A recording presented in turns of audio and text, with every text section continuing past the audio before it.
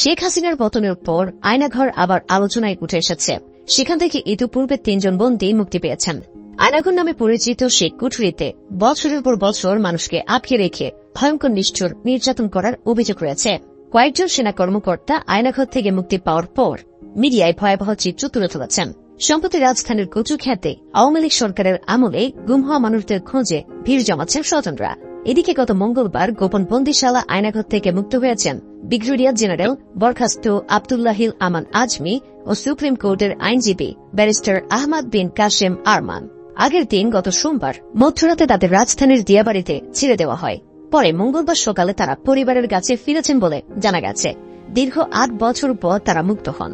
এদিকে প্রতিরক্ষা গোয়েন্দা পরিদপ্তরের কথিত আয়নাঘর থেকে মুক্তি পেয়েছেন ইউনাইটেড পিপল ডেমোক্রেটিক ফ্রন্টের নেতা মাইকেল চাকমা।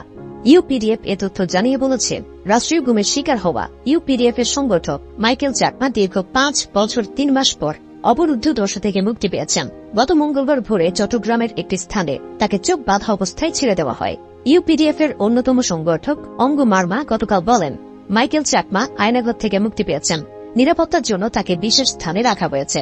এদিকে শুধু ডিজিএফআই নয়, র্যাপিড অ্যাকশন ব্যাটালিয়ন মানে র্যাবের 15টি ব্যাটালিয়নের প্রতিটিতে রয়েছে এভাবে গোপন বন্দিশালা বা আয়নাঘর। র্যাবের হেডকোয়ার্টার সহ ঢাকায় 5টি ব্যাটালিয়ন রয়েছে।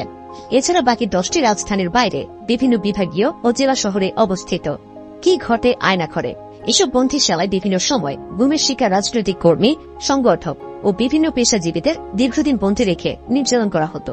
পাশাপাশি বিভিন্ন সময়ে র্যাবের নাশকতা বা রাজনৈতিক উদ্দেশ্যে অভিযান ব্লক রেইড বা জঙ্গি অভিযান পরিচালনা করত। তখন বন্দিশালা বা আয়নাঘর থেকে বন্দীদের নিয়ে সাজাতেন এরা নাশকতা বা সহিংসতা করেছে। এছাড়া এদের জঙ্গি হামলা বা নাশকতা করার টার্গেট ছিল।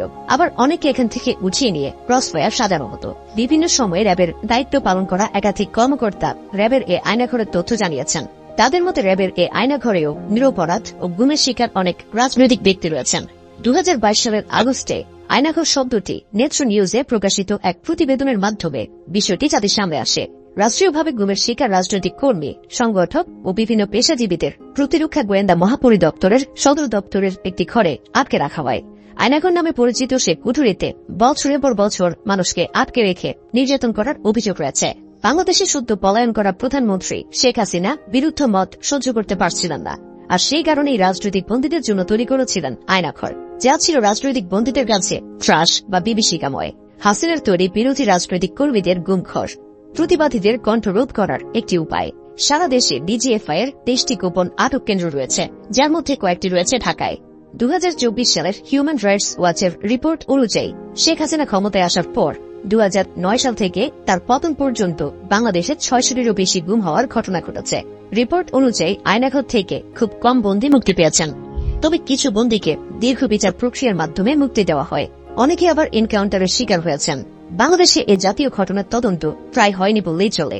আয়নাঘরে রাখা অনেকে দিনের পর দিন অত্যাচার সহ্য করতে না পেরে মারা যায়। তারপর লাশ সরিয়ে দেওয়া হয়।